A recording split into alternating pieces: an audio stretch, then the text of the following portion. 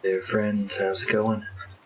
My name's Popeye, and we got some more Umineko Chapter 2 for you today. Coming at you from Thursday instead of Friday, because I have some appointments tomorrow that I won't be able to stream for, but able to sneak in a stream today. Before we get started, this game's a pretty mature theme, so I want to give everyone some trigger warnings. This game has themes included but not limited to death, murder, blood, gore, torture,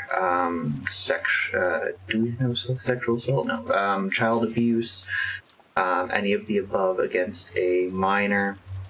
If that's something that you're not feeling today, please by all means find a different stream or video to watch today. I pulled up the message browser because all I remember from last time, because it was about a month ago, was that Canon and Jessica and Beatrice had an awesome showdown in which we see for the first time this kinds of demons that Beatrice can summon. And at first, Canon destroys one of the lesser demons, but then Beatrice summons a stronger one who obliterates both Canon and Jessica immediately. Meanwhile, the rest of the group has made it to Grandfather's office, and I'm just going back to see. Yeah, so Canon dies. Oh, and then we're with Kinzo, so we're with Grandfather. It looks like right now, not like us as a group, but the player looking to see what's happening. And Samus, don't think I didn't see what happened at the start there. as well as all of your riots.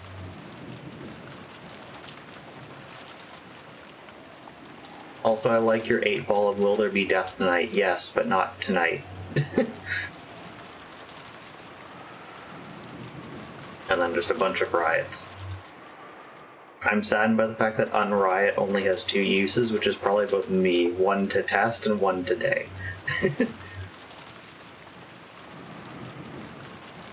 Even though Kinzo had heard of the 6 deaths, his emotions did not waver. The expression on his face as he gazed out the window was a smile, as though his opponent in a chess match had just made a spectacular move. It was unimaginable that this expression could appear in a father who had lost many children at once. And to remind everyone of who's dead, 3 of his 4 kids and their spouses. And I guess this is happening in parallel, because Canon and Jessica should technically be dead. So I'm guessing this is happening in parallel with their fight with Beatrice. ローザ様のご指示でゴーダとカノンが警察へ電話しております。 Yeah, so as far as they're concerned, Canon is still alive at this point. 親方様に以後のご指示を仰ぐようにとも仰せつかっておりますが、いかがいたしますか。すでにこの島は現世から切り離されているのだ。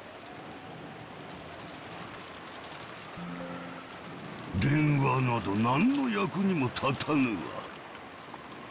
やめさせますか。ルーレットが終わるまで何をして過ごすも自由だ。好きにさせてやれ。はい。そのローザ様には何とお伝えいたしましょうか。Yeah, the killer is not a fan of adults, although, like we just said, Canon and Jessica are also dead.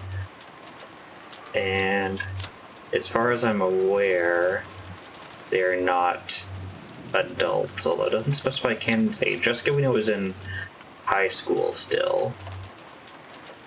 But I guess we don't technically know how old Canon is, just that he is young. But Shannon is old enough to be engaged. How are you doing today, Destroyer? 歌おうが踊ろうが首をつろうが煮えたぎる大釜に飛び込むも自由。13人が死ぬまで好きに過ごせばよいのだ。そんなに退屈ならばなぜに 6×9 が42になるかでも考えていればいい。I like the fact that Grandfather is just convinced that 13 people will die and that no one will actually solve the riddle and defeat Beatrice. それが人と宇宙の神秘の答えだ。This is a Hitchhiker's Guide to the Galaxy reference. Actually, when did that come out? Did that come out before? What's our date here? Not real world date. 1986. When did that book come out? Probably older than that. Hitchhiker's Guide to Galaxy book release. 79. Okay, yeah, I was out for 7 years at this point. 申し訳ございません。 Shannon cowered in fright at this sudden rage. Genji made a gesture as though telling her not to say too much. Shannon couldn't help but regret speaking out of turn. だが自由にしてよいのはお前たちもだ。源氏、そしてシャノンも今日までよく私に尽くしてくれた。もったいないお言葉です。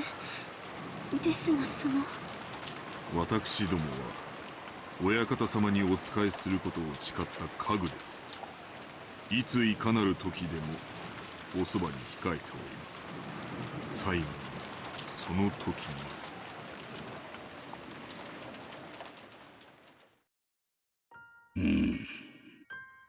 お前たちにはすべて話しておきたい。シャノン、遺言を書く。I think this is the first time we get some kind of exposition from Kinzo. 筆行を頼む。源氏はいつもの酒を頼む。I don't know if this will be a legally binding will. はい。 Nanjo had often recommended that Kinzo write a will because of his health, but each time Kinzo had gone mad with rage. Since that time, will had become a word Kinzo took most exception at. Because the word had come out of his own mouth, Shannon couldn't help doubting her ears for an instant. Shannon hurriedly prepared the side table and some writing paper. Genji also began preparing his usual green devil, just as he was ordered. 準備が整いました。何から語るか。我が生涯を語るもよいか。思い出深い対局を棋譜に残すのは楽しいことだ。100年以上も昔の棋譜を読み、対局者たちの思いを探る思考の旅も実に楽しい。ならば、我が生涯の棋譜も、後世の者によって我が思いを探る旅への誘いとなるのだろうか。For a while, Kinzo considered where he should start speaking from, striding all around the room with his hands behind his back. 親方様、どうぞ。すまんな、我が友よ。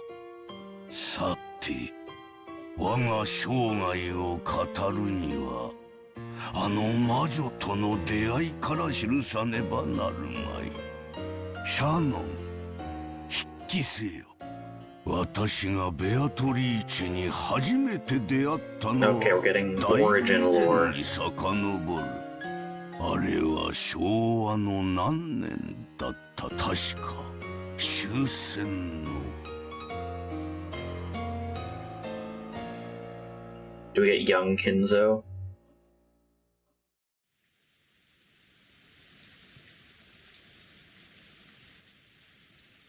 We took enough time to regain our calm.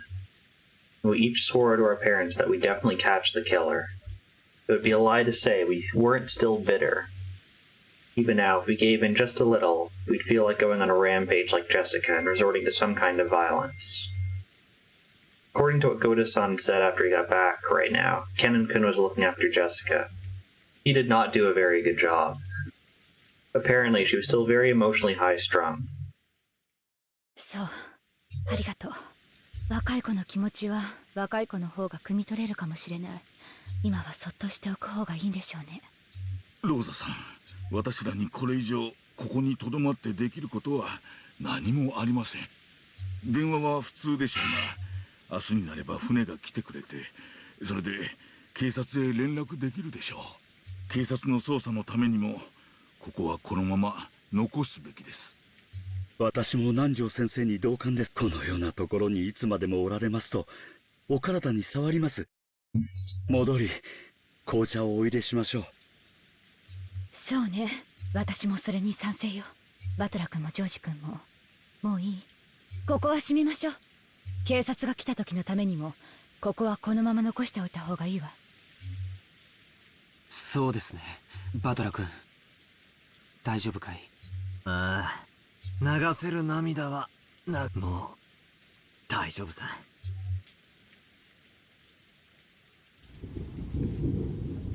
The police would surely find some evidence from a thorough investigation. But we hadn't been adult enough to wait for that. I'd investigated the chapel in my own way, trying to catch the culprit before the police got here. And what I figured out was, frustratingly, nothing.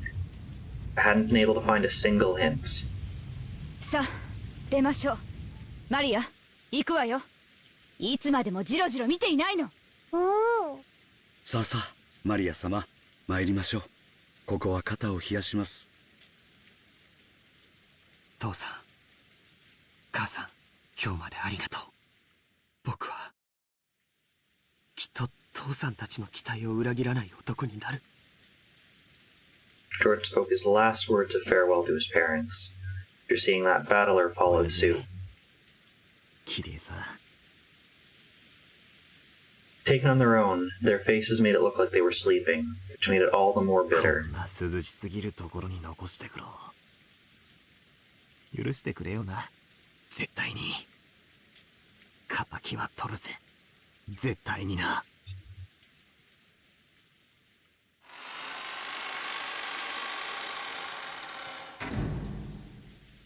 これは何？ Oh yeah, the kids haven't seen this because the door was open when they 食 arrived. の悪い落書きだね。犯人が書いたのかな？悪趣味に過ぎますな。これはひどい。When the door to the chapel was closed, we learned about the creepy graffiti for the first time. 私たちが見つけた最初からもう書かれておりました。おそらく犯人が書いたものに違いないでしょう。犯人は魔女だから。こりゃ悪魔を呼び出す魔法陣か何かだってろ。 And Maria's actively with us this time, so we will learn immediately what this means. We just have to listen to her creepy laugh first. これは太陽の7の魔法陣だよ。そんなのも知らないんだね。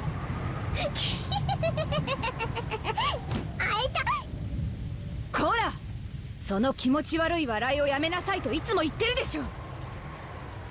So, some information here.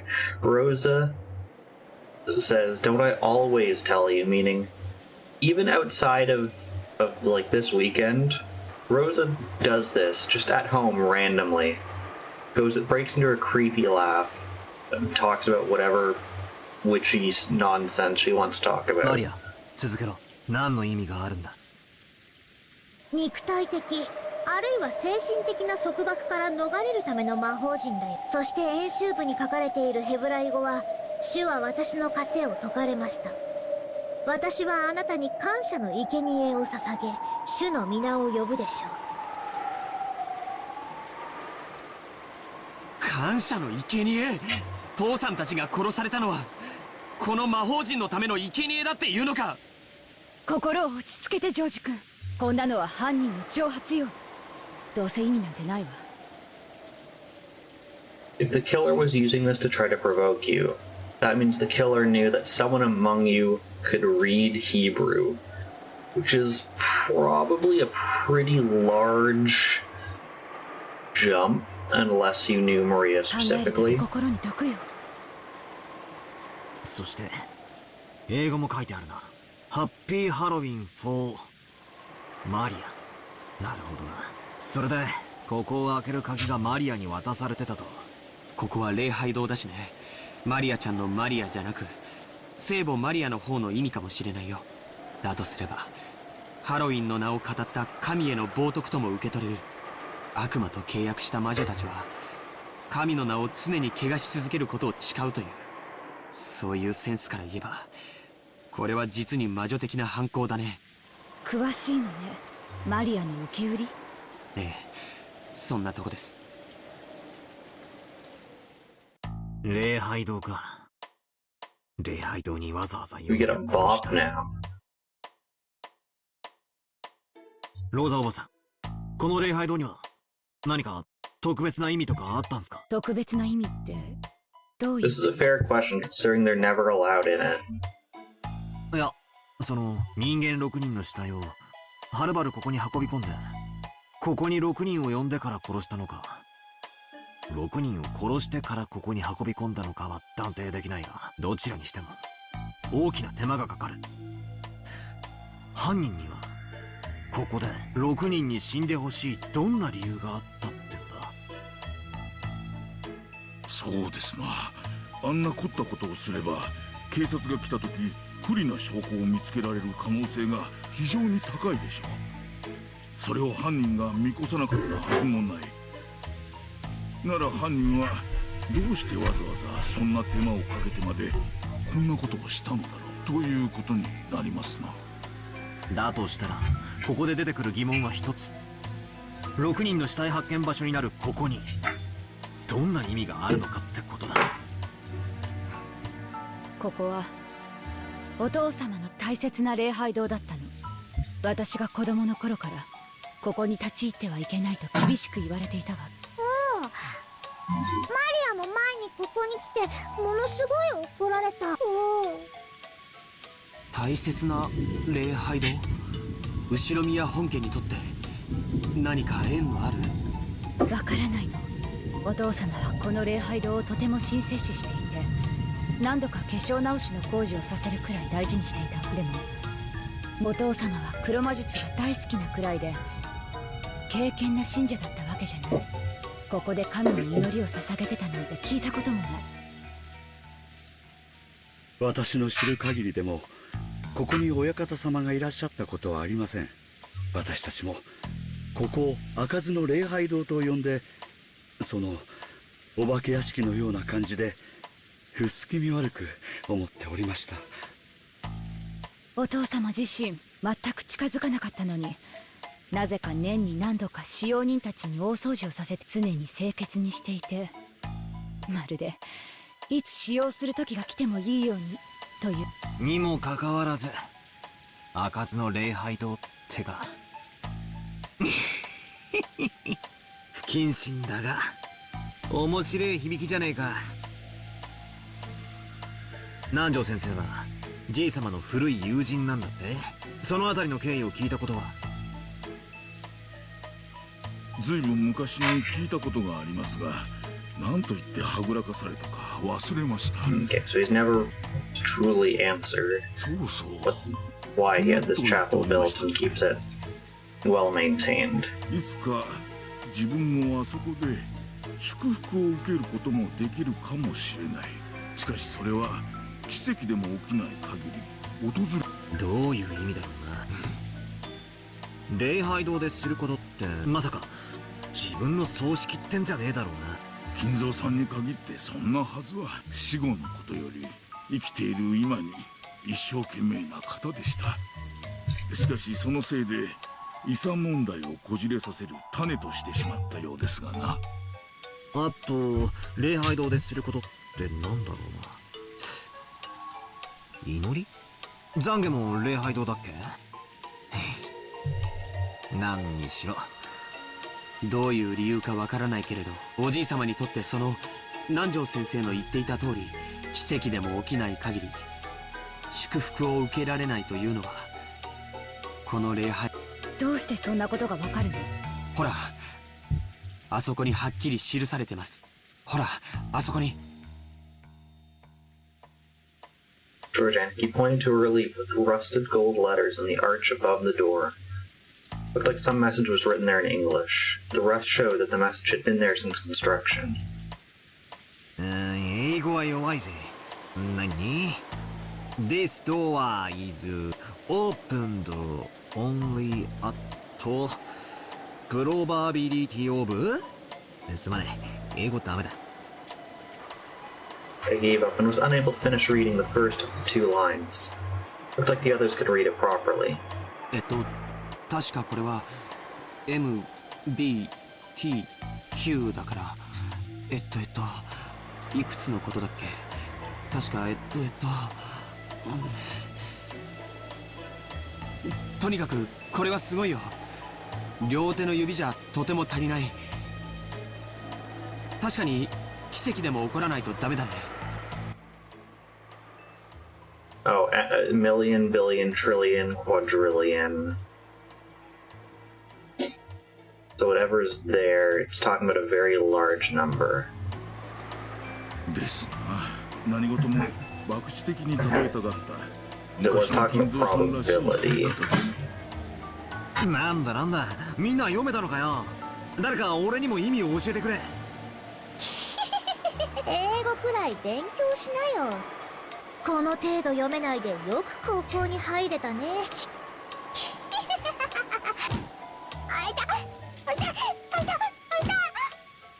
余計なお世話だぜ。それでなんて書いてあるんだ？ざっとこんなところだよ。この扉は奇跡が起きない限り開かれない。あなたは奇跡が起きない限り祝福されない。おじいさまの魔術は天文学的低確率を基礎とする。つまりこの扉が開かれる奇跡はおそらくものすごい膨大な魔力を必要とするに違いないよ。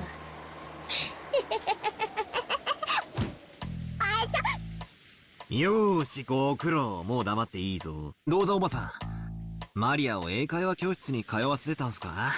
やっぱ英語は幼いうちからやんないとダメなんだな。開かずの礼拝堂か。魔女ベアトリーチェは本当に魔女だったか He は asked どう about か。 English, but no one asked about 何 where 十 she 年も前 learned に実 ancient 在した Hebrew 女性で from. おじい様の愛人だったと囁かれる人だ。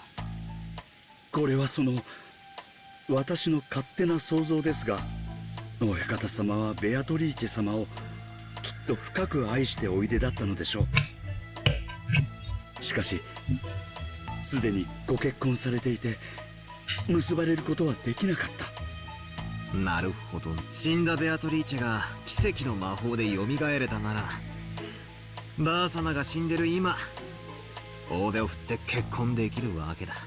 でこの礼拝堂で結ばれようと、そういうメルヘンチックな話だ。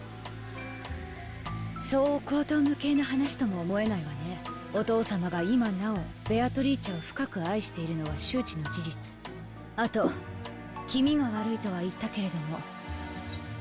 Also, if we go back now to characters, so this is still also happening in parallels. Canon and Jessica are still alive. 礼拝堂のナイスお父様が死んだ愛人との結婚式を夢見てこの礼拝堂を建てたという想像は、この礼拝堂を建てたその当時からおじい様はこの教会を使うことは生涯ないことを知っていたのだろうね。でも何かの奇跡で魔女が蘇ることを祈った。そしてもしもその奇跡が起こったならここで結ばれようと思った。なるほど。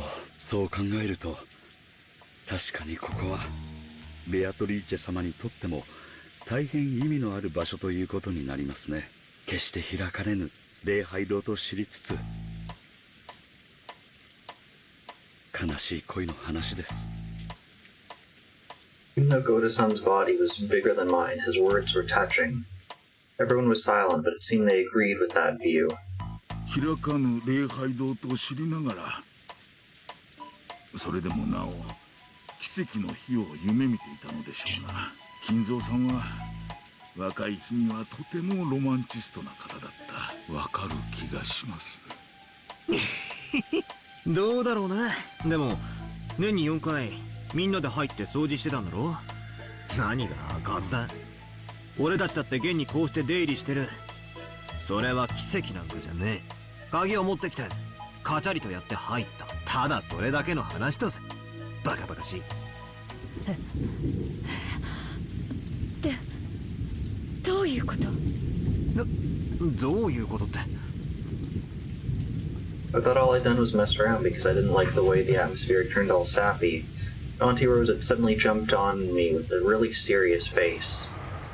Auntie Rose's face grew increasingly pale. She looked at the magic circle on the door, then at her hand, back and forth, back and forth. どうなさいましたか、ローザ様。ねえゴーダさん、この礼拝堂の鍵、これ源氏さん言ってなかった。一本しかないって。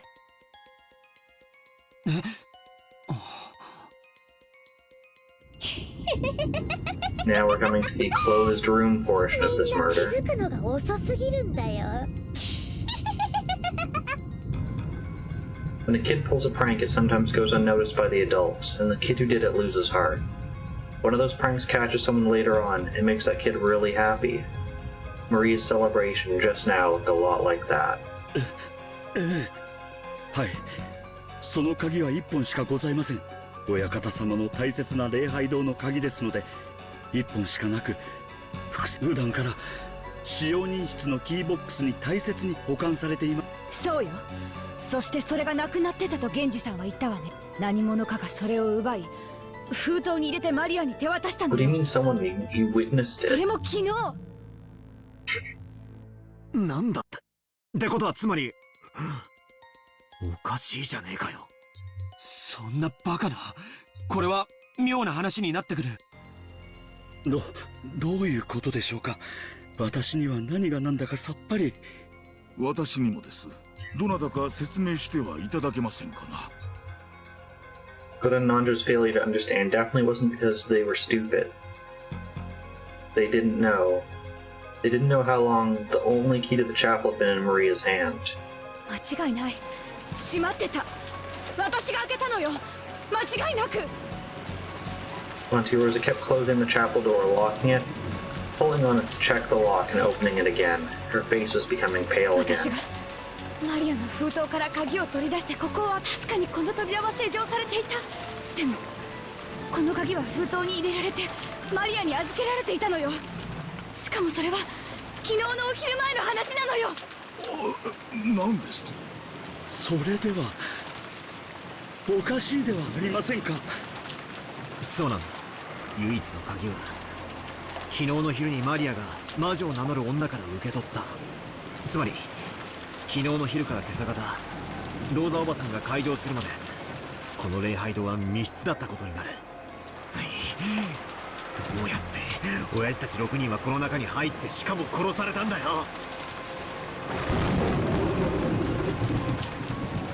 We'd been confused by the 6 deaths. We thought that we figured something out after hearing the weird magic circle in the history of the chapel. That had all been a worthless problem. From midday yesterday until this morning, this chapel had been a locked room.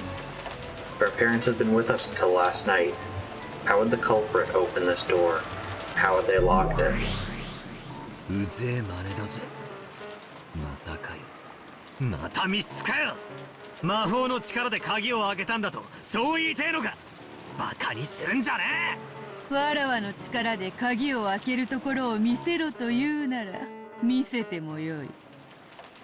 しかしそれではそなたを屈服させたことにはならぬ。そなたが言う人間での説明、これを突き果てさせた時こそがわらわの勝利の時なのだ。さあさあ、どう崩してみせる？人間ならどういうトリックで崩してみ So せ the ると easiest いうの things I can think of is one. At some point someone made a copy of the key, and there's not just one. 2, there's another entrance to here that wasn't locked or there's a separate key to. 3, the killer switches the envelope that Maria has to have the key after they've locked it up late last night. 前回の密室と同じだ。情報不足。 Or there's some other way, a trick to get the doors, say like off the hinge or something, without having to unlock them. こんなのじゃ推理不能だ。何の言い訳でもできるぜ。どんな手品だって通じる。推理なんてしようがねえ。またそれか。情報が足りないから様子見。不確定情報があるから推理不能そなたら人間の思考停止の言い訳はいつもそれよ。人間風情が何を気取るか。ラプラスの悪魔の座に及ばねば思考を巡らせること一つできないというのか、この無能が。それに貴様は情報不足がまるで自分の不利になるように言っているが、そなたに与えられる情報が増えれば増えるほどに、そなた己を締め付ける圧搾機の力を強めていく結果になるだけよおお、そうなら言わせてもらうぜ。これがそもそも密室かどうか検証不能だ。悪魔の話が出てきたんで俺も言わせてもらうぜ。密室でないことの説明はできる。こうやら出入りできるというのを示しゃいいんだからな。だが密室であることの証明は不能だ。無限の方法の全てを否定はできない。つまり悪魔の証明ってやつだぜ。密室という定義は実は証明不能なのさ。情報不足を言い訳にした思考停止の次は、まあよい。それがそなたの指し手だというなら続けるがよ。なぜお前は礼拝堂が密室だと言いたいらしい。実際俺もさっき中をぐるっと見させてもらったが、確かに扉以外から出入りする方法はだがそれは俺が見つけられなかったというだけで、密室の俺には見つけられなかった隠し扉なんかがあったら全ての前提は吹っ飛ぶぜ。つまり俺が隠し扉を見つけられようと見つけられまいと。そして何しろ隠し扉なんだからよ。この礼拝堂だってそうさ。だから推理なんてする必要もなく、魔法なんかありえないってわけさ。ほうほう、そういう論法か想定していた一手だぞ。ならばわらわも受け手を誘う。わらわは人間風情の推理小説とやらに出てくる密室というものをなぜか使い方が間違っているからよ。推理小説に登場する密室をお前は思ってなどいまい。どういうトリックを使えば密室に見せかけられるか、そう思っている。つまり人間どもが積み重ねた100年の密室殺人などただ言うじゃねえかよ。推理マニアは怖えぞ。クリスティが墓の下で歯ぎしりしてるぜだがわらわは違う。わらわは本当の密室を生み出している。 Is Agatha Christie dead by this point in time as well? Probably. Well, let's Google.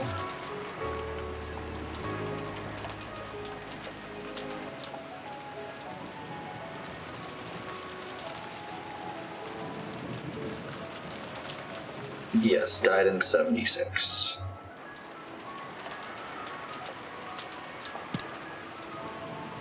そしてそれを立証できるのだ。なぜわらわは魔女だからよ。悪魔の証明は悪魔を連れてくれば証明できるのだったな。ならば好都合。魔女にとって悪魔は良き友よ。上等だぜ。親父たちは隠し扉を使って礼拝堂に入った、あるいは運び込まれた。この一手をお前はどうかわしてみせるってんだよ。こうだ。生死は捨ておく。6人は確かに扉から入った。はあ、バカ野郎、鍵がかかってんだぞ。わらわが魔法で開けて。そんなわけねえだ。魔法なんて認められねえ以上、お前は嘘をついている。あの扉は何かの、あるいは隠し扉があるんだ。そのどちらかしか認めねえ。パーペチュアル。チェスでは千日手をこう呼ぶ。互いが相手の根拠を否定し合い、議論が進まないのもわらわたちのゲームでは千日手に同じ。 So in chess, what she's calling a endless repetition of moves will end in a draw. 多くのゲームではこれを引き分けに定めるが、これでは今日をそがれること。 So this could be as simple as, say, like a queen causing check and a king moving back and forth between two spots. If that keeps up, I think the official rule is if you make the same 6 moves in a row, so 3 by white, 3 by black, it becomes a draw. わらわたちに引き分けはない。いわくそなたがわらわを認め屈服するか否か。それについてだけは同感だぜ。お前のお望み通り決着はきっちりつける。その心意気やよし。そこでわらわは考え、わらわとそなたのゲームに新しいルールを追加 A しよう new と。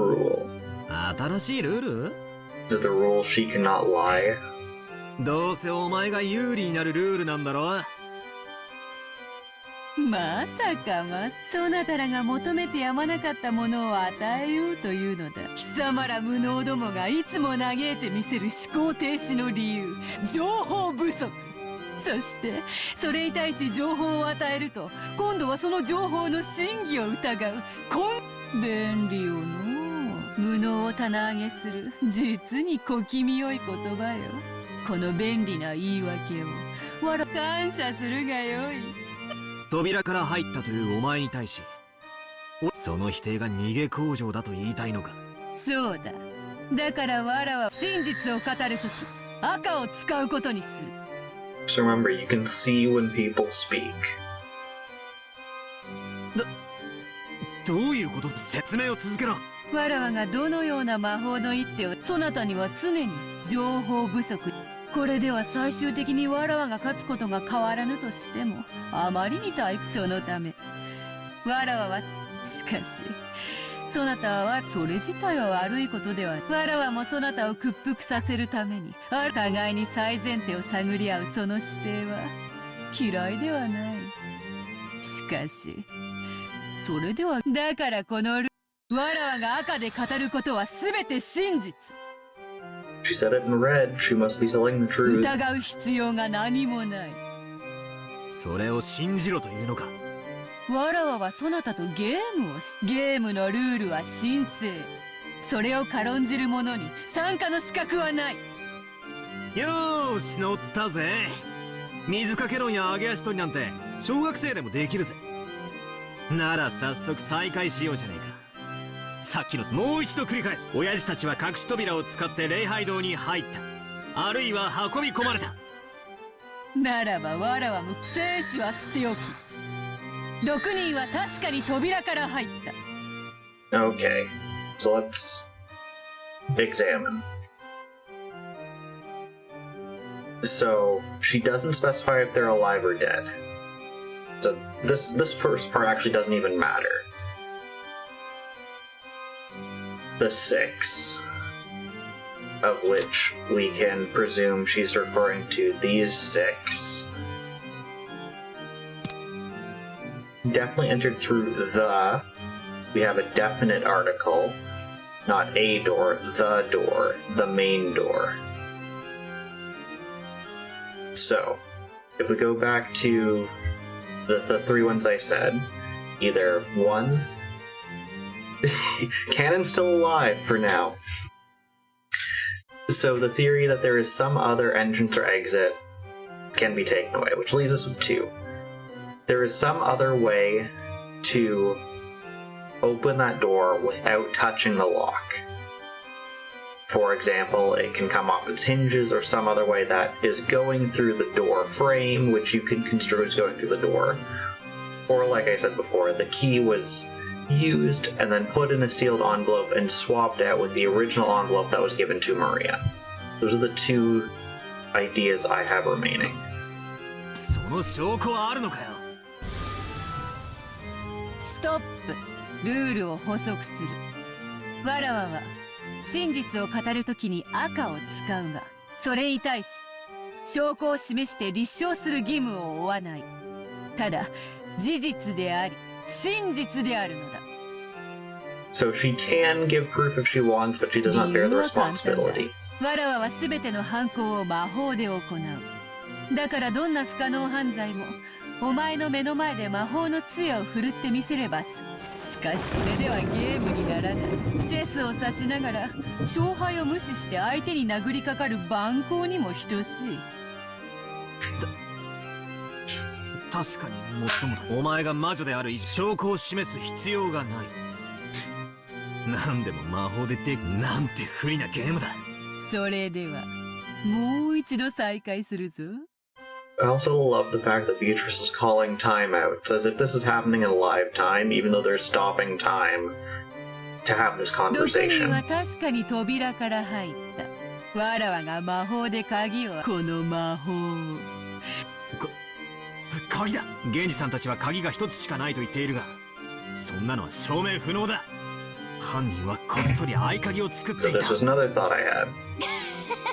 礼拝堂の鍵は1本しか存在しない。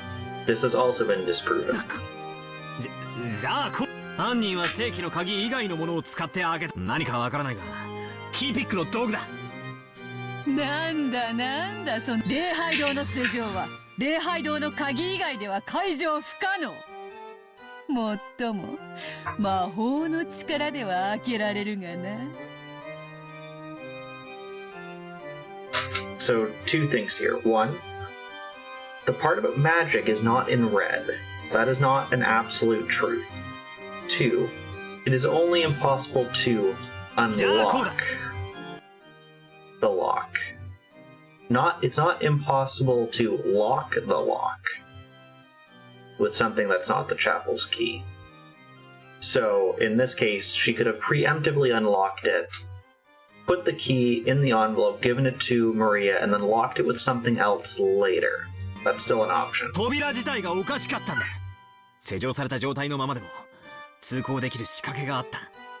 それが何かはいろいろ考えられる。お城の大扉に小さい入り口がついている。 So this is the other thing I was describing, or maybe there's some kind of way to like take it off its hinge or 小 something つが like いを that. 外して扉を丸ごと外して入ったなんてのもあり得る。それが人間どもの100年の英知なのかバートラー。礼拝堂の扉は施錠時にはいかなる方法での出入りも拒む。 When it is locked, again going back to what if it was unlocked at the time that from when the key was put in the 魔法が envelope. 使えない限りな。 And again, magic is not in red. Magic's そろ not そろ definite. チェックメイトか。まだまだ。お前は6人は扉から入ったと言ったが、この正面扉とは言ってない。 Definite article.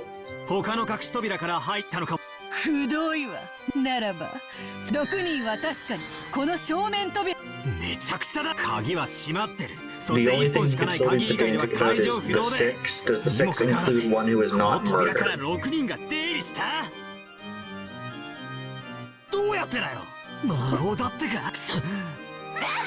早くも人間のならば叫べデザインと。投了者はそう叫びキングを倒すのが習わしよ。さあならばクップ。そしてわらわの靴。お前のような男に靴を舐めさせるのに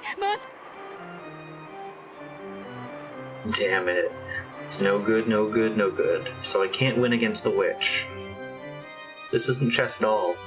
I've just been made to take a long losing side in a chess problem. It is quibbling about details and getting a draw the best I can do. それだけは断じてないぞ。わらわが屈するかそなたが屈するか、それ以外の決着はない。互いへの災難と例えたあの時の勇ましさはどう？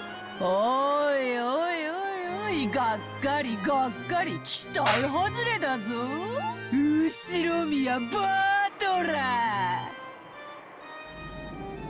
ー。 Damn it. What should I do? What?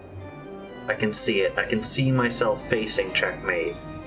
It's no good. It's no good. All of my hard-fought moves are nothing more than desperately moving my king, running away from check. No matter how many times I move, I can't escape from being checked. So even without waiting for the next several moves, I can see mate in my future. Ah, damn it. After a few more moves, I see myself being checkmated. Don't give up, Ushurmiya Battler. If I can see myself getting closed in upon, then if I flip over the chessboard, I can anticipate the next move, right? Kiryu-san told me. I'm considering something. The closer you get to the very, very end, the easier it becomes to anticipate. Flip it over. Flip over the chessboard.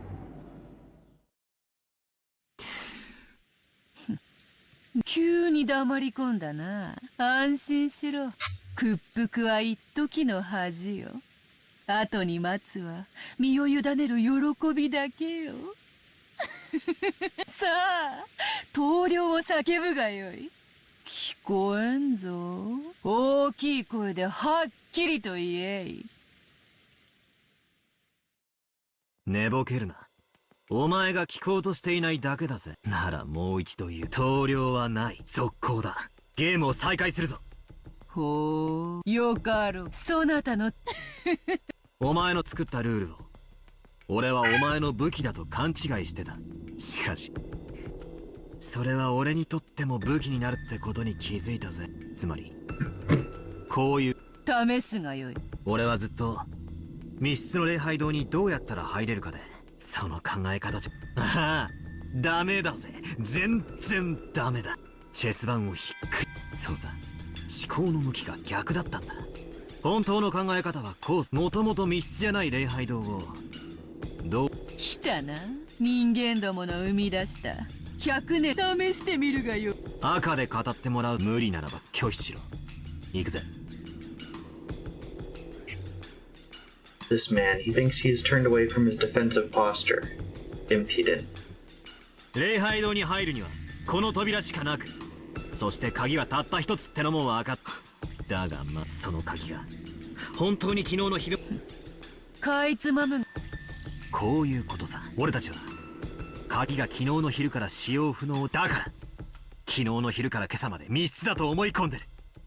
それを思い込みじゃなく、面白い。扉ではなく鍵を論点にしたか。マリアは昨日お前から封筒をもらってる。マリアは開封しなかったが手触りで鍵が入っていたことを知ったかもしれない。だが間違いなく礼拝堂の鍵だと確認できたわけじゃない。つまりこういうことさ。マリアに渡した封筒の中身は偽物だったんだ。何を言い出すかと思えばローザは今朝確かにマリアの手提げの中から封筒を取り出し、そこから正真正銘の礼拝堂の鍵を This 手に morning, 入れ not た。 that she received the genuine envelope key 偽 yesterday. 物などということはない。そんなことは分かっ続けるぜ。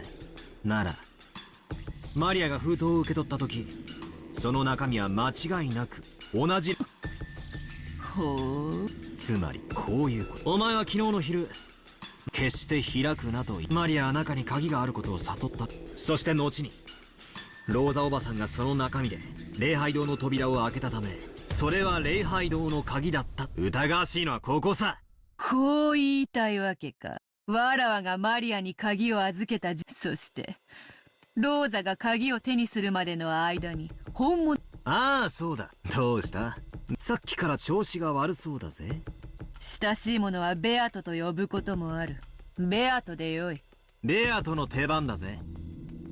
She has, in some ways, essentially said that we are close, which I think is her way of actually admiring us at this point in ター time. ンオブザゴールデンウィッチ。かわしてみせろ。よかろう。わらわがマリアに預けた封筒の中身は確かに礼拝堂の鍵だった。追うぜ。赤で復唱できるか。その封筒はローザおばさんが開封するまで完全にマリアの監視下に置かれていた。無理なら拒否を宣言してもチェックだ。 Okay. 拒否する。 So, the envelope that was given to her originally had the genuine key. However, it was not in her possession the entire こ time. れで言ってさはひっくり返ったぜ。今度はお前がキングを逃がす番だな、ベアート。拒否に理由はある。それはそなたの言う監視下という単語の定義についてだ。純粋な意味に従うならば、それは四六時中マリアによって見張られてなきゃ。だが手提げから出していた時は完全に監視下にあっただろうが、手提げに入れた後は視界から消え、その意味において監視下という単語が適当でないため。俺の次の手も読めてる。悪いな、俺は女に優しい。女を傷つけない。 Things Battler cannot say in red, I'm 女 sure. の期待を裏切らない。赤で復唱してもらうぜ。マリアの手提げはローザおばさんが封筒を取り出すまで誰も触れることができなかった。これも拒否する。理由は説明しない。違うぜ、説明しないんじゃできないんだ。その手でチェック。お前にできないなら俺が説明して。お前がマリアに渡した封筒には、そしてマリアはこれを手提げ。しかしマリアは手提げを完全な監視下に置けなかった。魔法なんか必要ない。人間に可能な密室トリックだ。人間である犯人がマリアに鍵、翌朝ローザおばさんに使わせることで、その間が密室であったかのような幻想。お前はその間マリアの手提げの中から犯人が鍵を取り出し使用して朝までに手提げに戻した可能性を否定できない。赤で言えるか。復唱要求。言えるもんなら言ってみやがれ。もう一度チェックだ。まだだ。チェックを外す。鍵の入った封筒は風牢で封印されていたはず。ローザは未開封の封筒。そうかい。復唱要求。昨日の昼の時点で渡した封筒とローザおばさんが開封。それはワラーがマリアに渡した封筒とローザが開封した封筒は同一のものであるぞ。ああ、そんなの俺は期待したぜ。ここで降参したな。少しは読んだからがっかりだ。あんた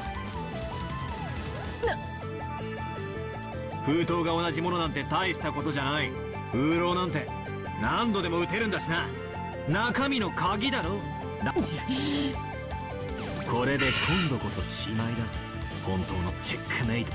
もう一度求めるぜ。言えるもんならいい。マリアが受け取った封筒の中の礼拝堂の鍵はローザおばさんが開封するまで一度も使用されていない。このわらわが人間不正に。なんとでも復唱要求。マリアが受け取った封筒の中の礼拝堂の鍵はローザおばさんが開封するまで一度も使用されていない。吠えるならば口にしろ。リザインだったな。これで決まりだぜ。これが真相だ。マリアの鍵はローザおばさんが、そして鍵を使用して封筒をし、封筒が解かれていないから鍵が未使用であるという思い込みが盲点。いや、チェックメイト。魔法なんかじゃない。人間に可能なトリックに過ぎない。ならばその鍵を奪ったのは答えてみせろ。お前が今度は復讐。そうだな。お前たまには俺が答えなきゃならない。だが俺の勝利条件は貴様の魔法による不可能犯罪を人間の手でも可能であることを証明するところまで。俺はお前の密室を人間にも可能だと打ち破った。だから誰が犯人だと具体。なぜなら俺は人間を信じてるからだ。俺たちの中にマリアから鍵を奪い、それを使ってあんなひでえことをしてのける人間がいるなんて。降参だ。リザイン。この盤面についてだけは一度降参しよう。だがやはりお前は甘いなバッ。捨て台詞は敗者の特権だぜ。好きに楽しめよ。わらわの存在を否定し続ける以上、何しろわらわを否定する以上、そなたの愛してやまない親族たちを疑うことに。そなたは愛しいものを疑わざるを得ない最後の瞬間、わらわの存在を必ず認めるだろう。確かにこの盤面だけはそなたに取られた。しかしその差出の甘さは必ず身を滅ぼすぞ。お前はやはりわらわには勝てぬのだ、後ろ宮バトラー。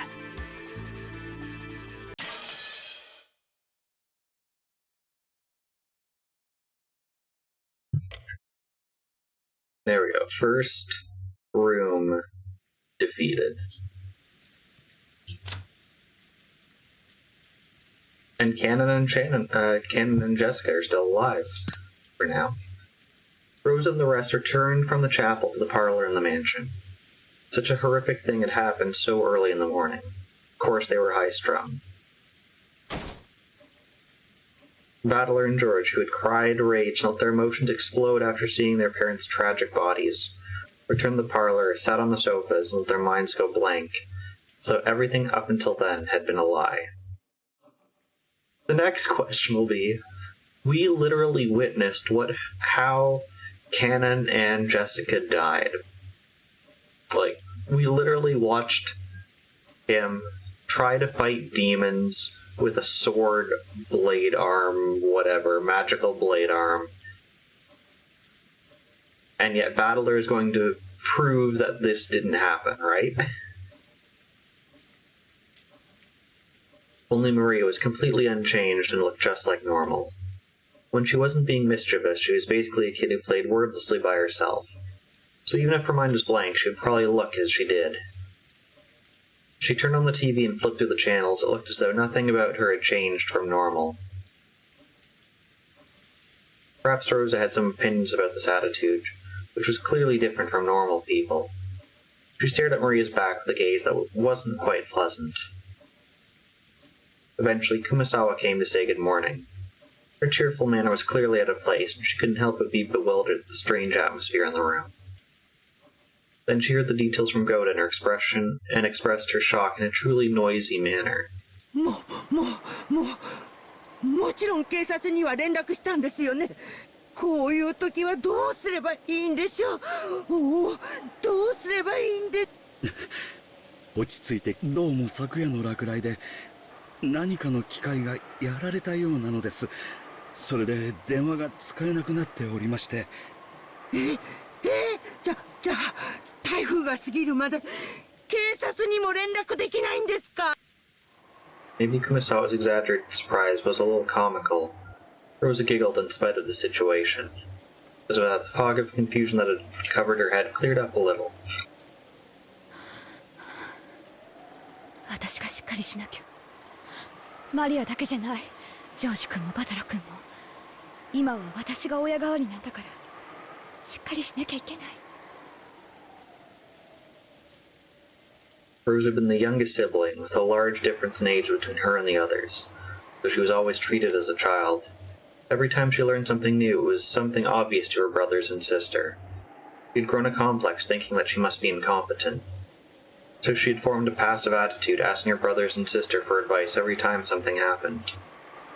But she no longer had any brothers or sisters. Now Rose was the only one of the 4 Ushiromiya siblings left. Furthermore, if Kinzo continued to shut himself away even in this extraordinary situation, Rosa would have to surpass this crisis as the representative of the head. 私はもう子供じゃない。Yeah. 子供じゃない。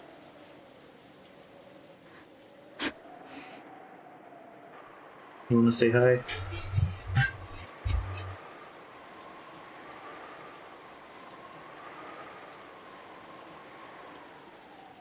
Rosa slapped her knees lightly and stood up. She must not wait for orders now. She has to start moving herself. She picked up the receiver to the extension phone on the side table, but immediately remembered that the telephones were out of order. Okay. Genji and Shannon, she'd sent to see Kinzo, hadn't returned yet. She had a general guess. He was probably yelling about something nonsensical again, and they were unable to calm him. This important chapel had been defiled with blood. That was easy to imagine. She had planned on using the extension phone to call the study, but with the telephone line dead, there was nothing else for it. Rosa decided to go to the study directly with her own 2 feet. Her old self would have been so frightened that she wouldn't have been able to go see Kinzo. Matter of fact, if she did meet him, she would probably be blamed for something and abused. Now wasn't the time to be frightened. As his true daughter, she had to make him aware of the current situation. 熊沢さん、私はお父様のところへ行って特にジョージ君とバトラ君の2人をきっとだいぶ神経が参ってると思うの。ええ、それはそうでございましょうとも。本当にお気の毒なことです。何か温かい飲み物でも作ってあげることにいたし。ありがとう。Rosa went out to the hallway and headed toward Kinzo's study. The atmosphere in this mansion, which she'd spent her younger days in, which had been full of memories, seemed somehow different. She began to climb the stairs in the entrance hall. Just then, in the gloom down the stairs behind Rosa, something glowed. It was a single fluttering gold butterfly. It fluttered around and sparkled. The butterfly quietly danced without a sound. Obviously, no one can hear the sound of butterflies' wings beating. And then it stopped on Rosa's back as she slowly climbed the stairs. Rosa didn't notice. And to an ignorant observer, it would have probably looked as though a single sheet of gold leaf, the shape of a butterfly, had gotten stuck there. Oh, she's gonna walk Beatrice in and bypass the security. Without noticing, Rosa continued heading to Kinzo's study.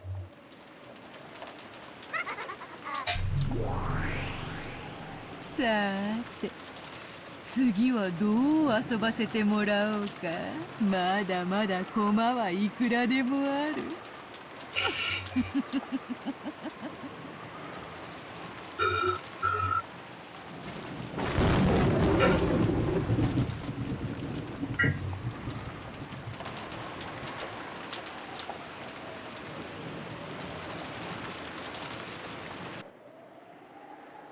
In the parlor, which had returned to silence, the only sound was that of the TV, which Marie was watching alone. If there was anything audible other than that, it was the sound of the rain, which had continued on and on since last night. Every one of those people who had viewed the unearthly and horrible scene stayed silent, as though praying that the events of this morning were all a dream. Only Kumasawa hadn't seen it, and so acted slightly differently. She instead found the silence difficult to bear, and was fidgety with the desire to cheer everyone up. However, unable to say more than she should, it seemed that she was racking her brains as to how she could be of some use. Normally it would be time for breakfast. However, maybe because something like that had happened, Goda seemed to have forgotten about preparing a meal. Maybe because everyone was so beaten up, they had forgotten their hunger.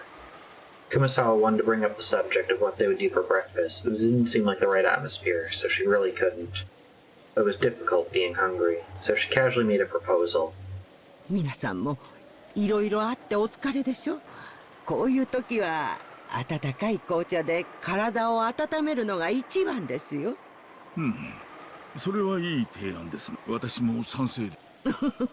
美味しい紅茶にジャムを塗ったビスケットなどいかがですか。そうそう、ハロウィンの時期が近いみたいで、かぼちゃ型の美味しそうなクッキーが棚にありました。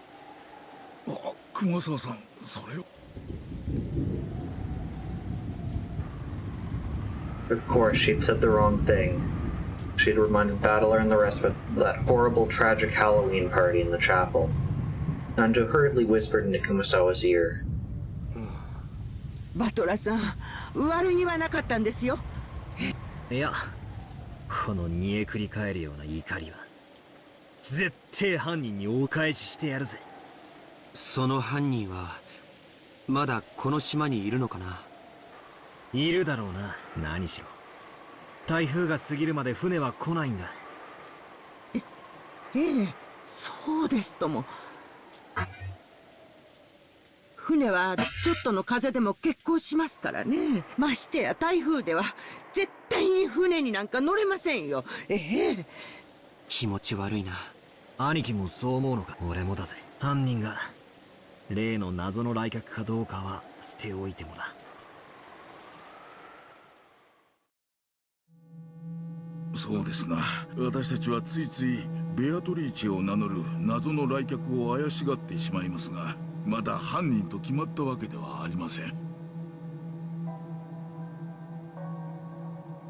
彼女がまだ死体の出ていない犠牲者である可能性も残っている。それを考えるとどうしても理解できないことがある。それは簡単さ。さっき熊沢のばあちゃんの言った通りだよ。この島は今台風の真っ只中で脱出。それは犯人だって同じさ。なら犯人にとって犯行発覚は可能なら最も避けたいことのはずだ。そうですね。礼拝堂の入り口にあんな不気味な魔法陣を書いて、ここに死体がありますなどとアピールする必要はありませんね。そうさ。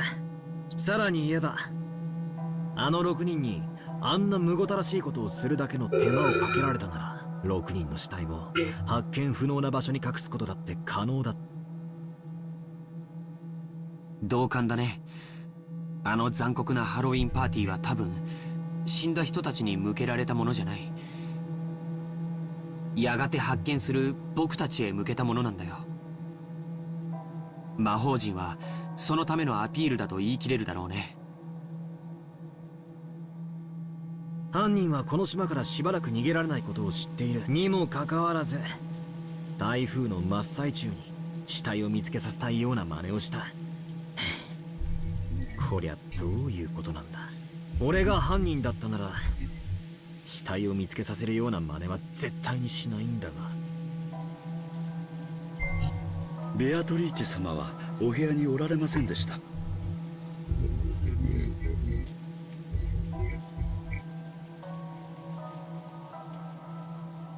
特に部屋が荒らされていた様子もありませんし。ああ、いえ、お嬢様がだいぶ荒らしてしまいましたが。そういや、ジェシカはThey're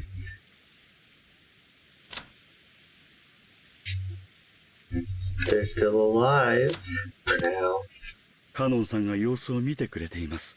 多分お嬢様のお部屋におられるでしょう。よくないね。犯人は間違いなくまだこの今の状況下で少人数で孤立することはそれほどいいことだとは思わない。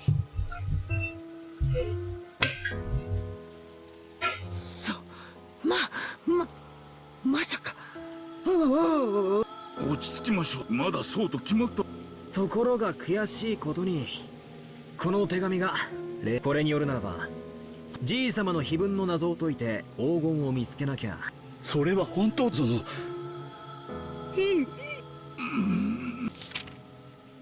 As they read the witch's letter, Goda, Kumasawa, and Nandra's faces grew even paler than they had been. Kumasawa could no longer hide her shaking. 死にたくなかったらじい様の隠し黄金を見つけて。ふざけやがって。てめえじゃ解けない謎だから俺たちに解かせようって腹に決まってるぜ。しかし奥様は常々黄金伝説は親方様が作られた幻想に過ぎないと言い切られておりました。本当に実在するものなのかは。そうですな。あったらいいなとは思いつつ半信半疑だったはずです。親族の皆さんが黄金伝説を信じ始めたのは金蔵さんが健康を崩して遺産問題。それまでは信じている人はほとんどいなかったと思います。そうか、それでかな。覚えてるかい？礼拝堂のテーブルの上、黄金のインゴットが3つあったね。あれだけでも相当の価値があるよ。あれはまさに黄金伝説は実在することを証明し。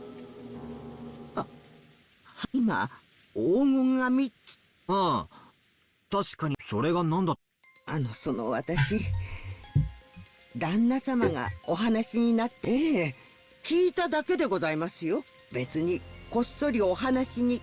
今は気にしない。それで何だって。金塊が3つじゃ。旦那様がおっしゃるには、黄金伝説を裏付ける黄金は一つしか見つかっていないのだそうです。そうでしたな。確か金蔵さんがマルソーの会長さんに黄金の山を見せた。その一つをですね。そしてこうも親方様の黄金伝説を裏付ける黄金はこれ一つしか。旦那様って食らうってことはなんだ。じゃなくて、おいおい、どこから出てきたんだよ。多すぎるぜ。こうは考えられませんか。他の親族の方もそれぞれいや、親族の皆さんがお屋敷に来られたその時、不審な重さは感じませんでした。 I totally went through all of their luggage. I did not find any gold. If I did, I would have stolen it. あれは10キロくらいはあったと思う。そんな重さが荷物に入っていたら、僕でもそんな雰囲気。うちも同じだ。せいぜい着替えと常備薬、キリエさんの化粧道具、そんなもんだったと思う。ローザおばさんの荷物も軽そうとなると、その3つ積まれた金塊は、彼黄金伝説は間違いなく存在する。幻想なんかじゃない。それを暴いてみろと。それの隠し場所を示した碑文を私たちに解かす。しかしなぜ碑文を一番解けそうな人物である親たちが、これはいきなり矛盾があるように思う。そしてここが黄金伝説は実在するって言って、どうして黄金が積めるんだ。まるで犯人はもう自分だけは黄金を見つけていて、お前らも見つけてみろって言ってるみたいに見えるじゃない。犯人もクラウスおじさんのようにその3本を手に入れ、黄金伝説を確信し、残りを僕らに探させようとしていると考え。チェス盤に駒がちっとも並ばねえ。犯人が何を企んでいて、何をしたいのか、何をさせたいのかがさっぱりだ。何を考えても今の時点では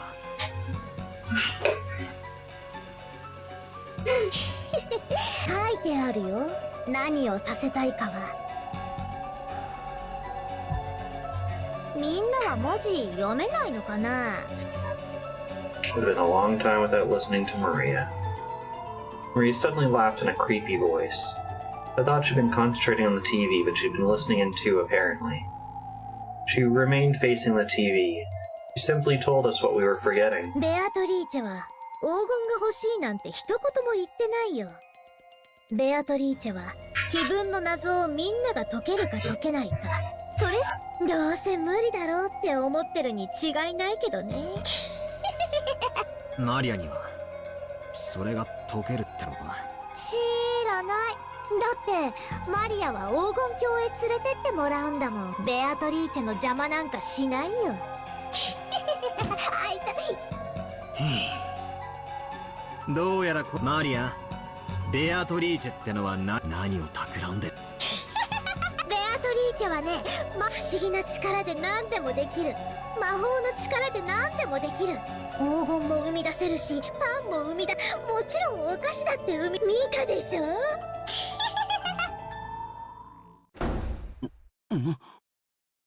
At that time, everyone jumped at the sound of a door being closed forcefully. Turned around to find that at some point Rosa had returned, bringing Genji and Shannon. Then she rapidly approached Maria, her heels clacking, and hit her sharply on the cheek.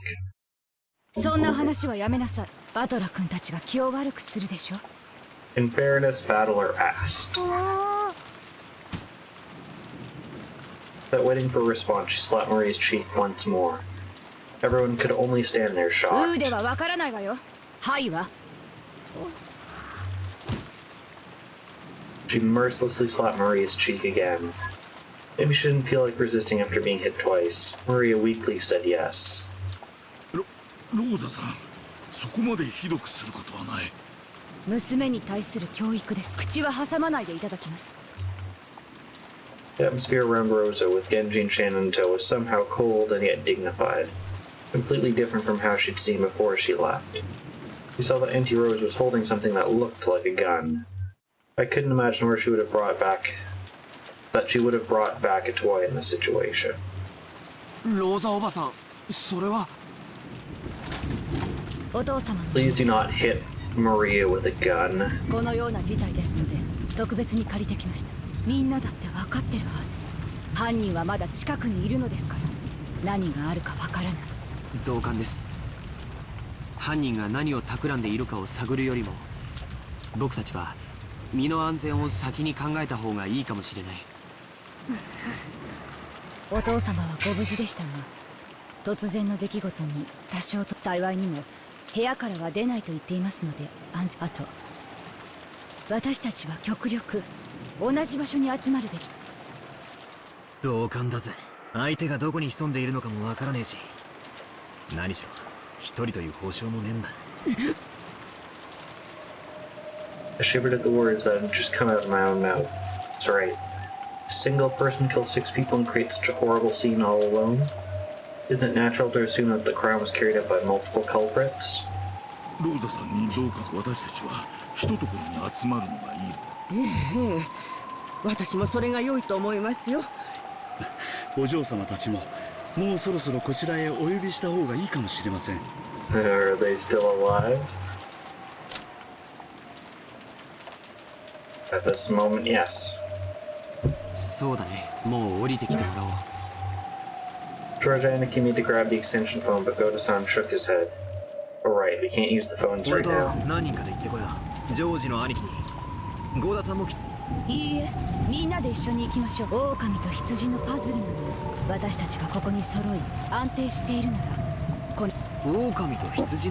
おお、マリアも見せてあげる。マリア、テレビを消しなさい。ゲンジさん、ジェシカちゃんの部屋を教えてください。みんなで行きましょう。はい、ご案内。さあみんな一緒に行動する。私の指示に従う。 We stood up. Maria alone looked like she had some lingering attachment to the TV, but she went along with everyone for now and got up. シャノン、戻りが遅いから少し心配してたよ。ご心配をおかけしました。親方様より引っ越シャノン。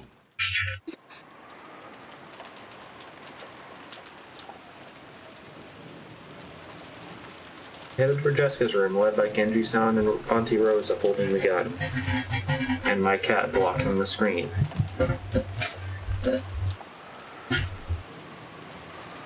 Vigo. Jessica and Kennen-kun are a girl and boy of about the same age, and still alive. I'd be sure to be ashamed if we walked in on them at a bad time, is what I would have joked about normally, I'm sure. However, Auntie Rose was on edge, constantly exuding tension. I don't like that the song is now called At Death's Door. They're still alive, though. It really wasn't the kind of atmosphere where I could just joke like that. ほら遅れないで。みんな一緒に行動する。犯人はいつどこから飛びかかってくるかわからないのよ。 No, maybe Auntie Rose's attitude was more appropriate. Since grandfather hadn't come down, Auntie Rose was the leader. This wasn't a situation where she could smile like she always did. Auntie Rosa was herself a mother. Probably also thought that if she didn't get a hold of herself, some harm might befall her beloved daughter. Beloved's a strong word there. The culprit had killed 6 of our parents at once. The method they had used was unknown, but there was a good chance that this opponent could take down a large number of people in an instant. Was that with weapons or with numbers? Or was it the magic of a witch? In any case, it definitely didn't look like there were any factors indicating we'd get careless. Still alive. The rest of us should also take much greater care like Auntie Rosa. みんな止まって。 Auntie Rosa spoke in a sharp voice, peered forward, wondering what was up. She'd immediately noticed the reason. 何ですかこれは。They're still alive, probably until the second we open the door. 皆様、おさ Goto-san and Genji-san approach the door. Jessica's room was probably on the other side of that これ door. は礼拝堂の扉に落書きしていたのと同じ塗料のようですね。そのようです。書かれてまだ時間がそう経っていないように見える。なんだありゃ、また。月の一の魔法陣だね。赤の扉を開く力があるよ。The door to Jessica's room had this creepy graffiti on it which had been drawn on the door to the chapel. Strange shape definitely had some meaning related to the occult. It didn't matter what that meaning was. We were more worried about whether those two were alright. ジェシカちゃんとカノン君は無事。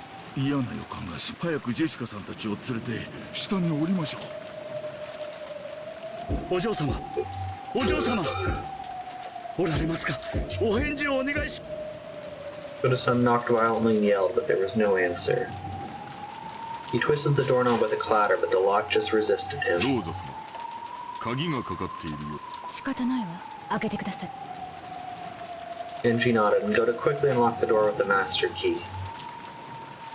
In the back of my mind, horrible images floated up and disappeared one after another. A magic circle had been drawn on the door to the chapel, and 6 corpses had been behind that. If there was a magic circle drawn on the door to Jessica's room, then beyond it... ジェシカ様！どうしたの？いたの？ジェシカ！どうした？ It's truly heartless. Expression on Goto-san's face, and what he said when he opened the door. They're still alive.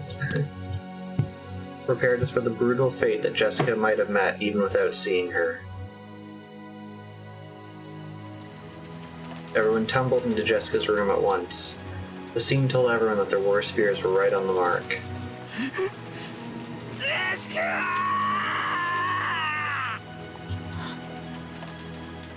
なんてこと。南條先生! The room seemed elegant for Jessica's age. And there she was lying inside it, lying on the ground, and I heard a drop. So she's now confirmed dead.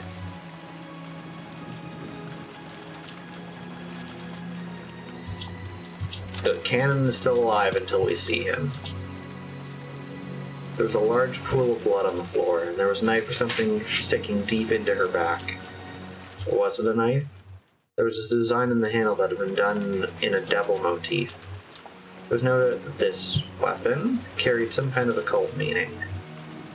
これはひどいお亡くなりになっています。これは多分死んでからそう時間が経っている。ジェシカ！くそ！くそ！バトラ様。甘かった。分かってた。島からは逃げられない以上、犯人は必ず近くにいたんだ。ならどうしてすぐに警戒しなかったんだ。甘えてた。犯人ってやつは罪を犯したらこそこそと逃げて隠れてるもんだと思い込んでた。あの時の僕たちは動転してた。ジェシカちゃんが怒りに身を任せて駆け出すのも仕方がないことだと思ってた。でも甘かったんだ。止めるべきだった。幸田さん、どうしてジェシカちゃんたちを放って。あなたが一緒にいてくれたらこんなことには。いえ、私は危険ですから戻りましょう。ただお嬢様はカノンさんが自分に任せてほしいとそれを言ったら。そうだ。It sounds like we just found him. Oh, that went to he's missing.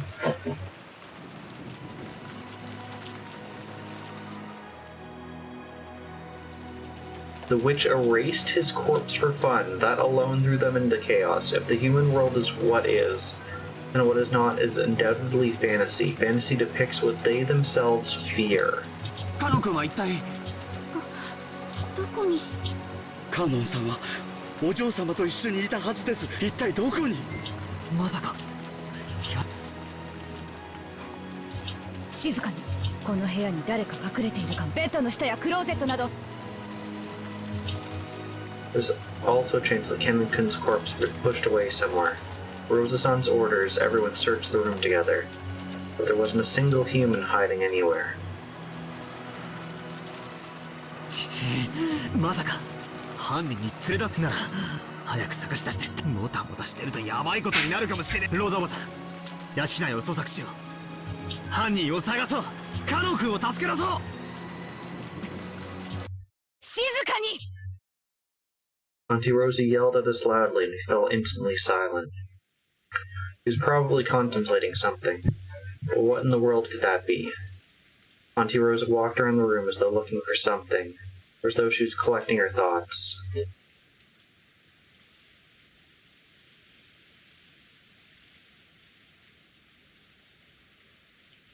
Then she found something on the side table by the bed and picked it 誰 up. かわかる人。これは何の鍵かし。 Auntie Rosa showed everyone a key with a cute mascot attached to it. Judging from its cute appearance, I didn't doubt it was Jessica's key, but I had no way of knowing what key it was. おそらくこの部屋のお嬢様のお部屋の鍵でしょう。 Hearing that, Auntie Rosa made a point of going outside the door and checking. Without a doubt, it was the key to this room. どうしてこんなところに置いてあるのかしら。普通大事な鍵はポケットとかにしまわないかしら。お嬢様はご自分の部屋に施錠されただ学校に行かれる時だけは旦那様などに勝手に部屋を見られたくないと言って施錠されていたようですが。なるほど。登校してるわけじゃないからジェシカちゃんがここに鍵を置くのは自然なことということ。この扉を開けられる鍵はいくつあるの？お嬢様がお持ち。あなたたちのマスターキーでは開けられないの？開けられます。マスターキーは何本あるの？使用人の人は全員4錠分はある。はい、私たちは全員4錠分は。以前は何本かありましたが奥様に不用心だと強くお叱りを受けまして対応が取られたはずです。そうです。私たち使用人がそれ以外はん？ちょいと待て。確か前回のゲームじゃマスターキー。それについて所在不明のマスターキーが何本もあってはわらわにあまりに不利であることにそりゃそう。密室で俺に魔法を信じさせたいお前にとっちゃ何しろ俺は施錠に関するトリックが登場する過去に紛失したマスターキーやその複製を犯人。そうよ。だからそこを崩す設定を変更する。マスターキーは使用人たちがそれぞれ持つ1本のみ。 Okay. So there's 1, 2, 3, 4, 5 servants, so 5 master keys, plus Jessica's key to her own room. So 6 keys that could have opened this door. ふざけやが。それよりこりゃどういう手なんだ。ローザおばさんは何を言っているんだ。さあ話に耳を傾けてみるが。状況が整理できた。そしてジェシカちゃんを襲った犯人あるいはその一味の一人を解く。それは誰だよ。まさか。カノン君がどうし。この部屋は施錠さ。そしてこの部屋に施錠できる鍵はでもジェシカということはおっしゃる通りです。となれば誰かがジェシカ。その人物はマスターキーを持っていたわ。そしてマスターキーを持っていた人物は5人しかいない。そんな私ではありません。熊沢さんは朝が遅く私たちが礼拝堂から客間に戻ってきてそれまでの間あなたがどこで何をしていたかは証明不能。物陰から私たちを伺っていて孤立したジェシカちゃんたちの後を追いこっそり襲いかかった。私がお嬢様のところを訪れてこんなあんまりにございます。あんまりですとも。ゴーダさんだってどうです？あなたはカノン君にジェシカちゃんを任せて帰ってきたと言ったわ。でも本当は2人を殺してカノン君の死体を、それで何食わぬ顔で戻ってきたんじゃ。そんなことはありません。 The same as the last time, we were just looking at the servants. このゴーダ誓ってそのようなことはいたしません。 It seems like pretty early on there is a situation where we're just looking at the servants as possible suspects. 私たちでもありません。私たちはええ、あなたと源氏さんにお父様から聞いた話で、それは2人はお父様の部屋でずっとお父様と私が保証するわ。ありがとう。こうなればゴーダさんと熊沢さんのどちらか、私もこの部屋に入った最初はそう思った。でもね、ジェシカちゃんの遺体の様子を見てみんなはおかしいと思わない？おかしいと？ジェシカちゃんは背中を、ほらよく言った背中を刺された事件は顔見知りが犯人の可能性が、部屋に気を許せないような人を招き入れて背中を無謀。まさかそれをカノン君だとおっしゃるんですか？ええ、私たちは殺される直前のジェシカちゃんの様子をよく知ってる。両親の無残な遺体を見てジェシカちゃんはかなりパニックを起こしてたの。そしてその後に冷静を取り戻し、ひどく落ち込んだだろうことはそんなジェシカちゃんは一人で部屋に閉じこもったという真理は、そしてこの辺りの経緯はゴーダさんの話とも一致する。一人にしてくれと言ったジェシカちゃん、そして年も近く思春期の関係もあったかもしれないカノン、本当によくわかるの。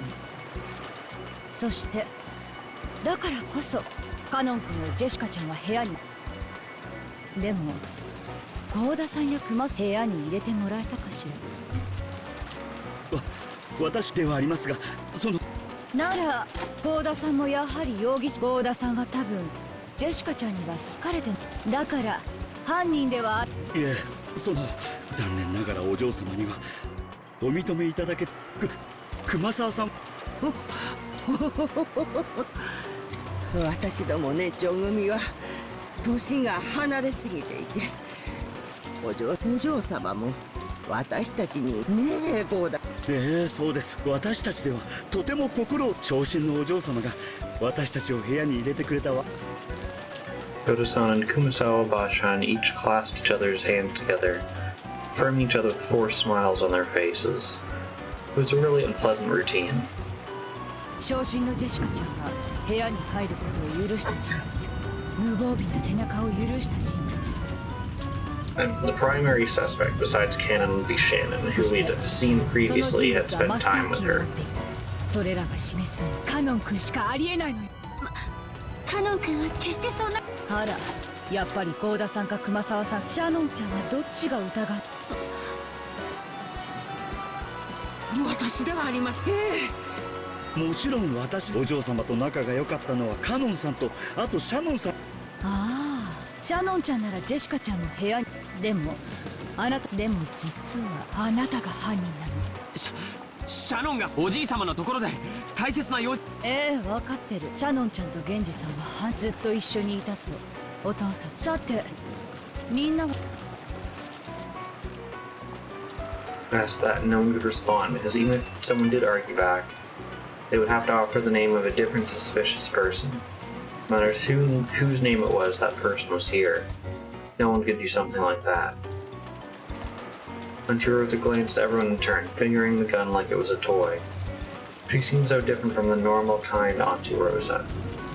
That's probably because I don't know how much danger we're in still. Maybe until Auntie Rosa's attitude seemed natural to me, I wasn't fully appreciating the danger. 意見はないよね。じゃあ私の意見を言う。カノン君が死体なき犠牲者である可能性は。でも死体が見つからない限りカノン君が容疑者である可能性も全く。ひょっとするとカノン君は犯人に襲われてどこかに監禁されていたというような口実でひょっても用心して、多分おそらくカノン君がジェシカちゃんを殺カノン君がお嬢様。あんまりです。僕もシャノンに同じカノン君が犯人だと決めつならゴーダさんと組ます怪しい方を教えて。私たちカノン君じゃなくてこの扉を施錠。シャノンちゃん、ジョージ君、ねえねえねえねえ。 Auntie Rhoda closed in on Shannon, and George Anarchy, laughing unpleasantly. Of course they couldn't say anything back. They wanted to believe in Canon-kun. If they did, they would have to suspect the other servants. The simplest culprit was the mystery guest, Beatrice. She was nothing more than a guest and didn't have a master key. Beatrice was the culprit without a master key. We have to accept the argument that she really is a witch and block the door with the power of magic. 汚ねえ論法だ。汚ね何を悩む。わらわのせいにしてしまえ。19人目の謎の来客のせいにすればよいではないか。そうすれば人間どもの醜い押し付け合いを見ずに済むぞ。つまりなんだよ。犯人は19人目の来客。こいつは魔女だから。そいつを認めろってのかよ。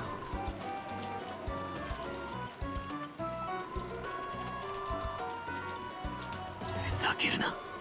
ふざけるな。ふざけるな。前回のゲームでお前の弱点は知り尽くしているぞ。